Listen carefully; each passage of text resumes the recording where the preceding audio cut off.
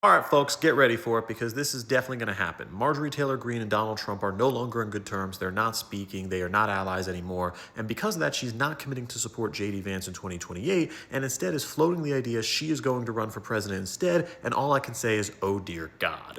Figuring out how Marjorie Taylor Greene got so popular in the Republican Party, it's important to know that Donald Trump really was the guy that made it acceptable to be a conspiracy theorist and be part of the GOP, and he started that in 2011 when he considered running for president as a Republican, surged up in the polls to 30–40%, and he was doing that because he said Barack Obama wasn't born in this country.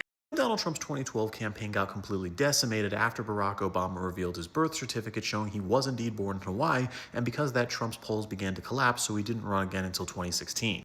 When Trump ran in 2016, he did begin to embrace conspiracies again and pointing out he is kind of an anti-vaxxer and also at the same time did appear on Alex Jones. He did support Alex Jones. He said he agreed with him and Alex Jones did endorse him. It's important to know that conspiracy theorists used to be way more left-wing, where in the 2000s, Alex Jones was strongly opposed to the Bush administration, said Barack Obama was far better than John McCain, and he was this active 9/11 truther.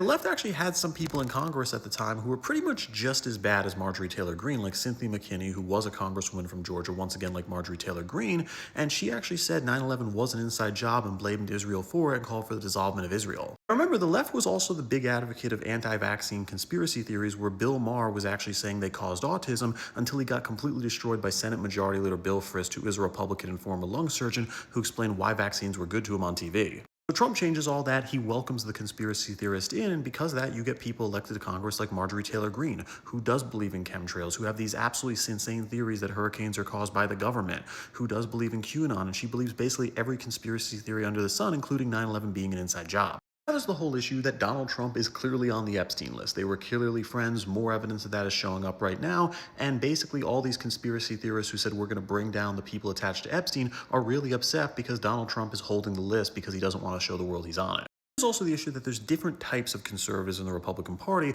where there are actual fiscal conservatives like Rand Paul and Ted Cruz who care about balancing the budget and are pro-capitalism. And you get people like Marjorie Taylor Greene and Senator Josh Hawley who are not pro-capitalism. In fact, they're pretty much just as anti-capitalism as Bernie Sanders is, where they want to break up all the big tech companies, they want to break up the banks, they're anti-AI, and they want a lot of new regulation and a lot of new spending. And Marjorie Taylor Greene has definitely had issues with Trump when it comes to that in the shutdown lately.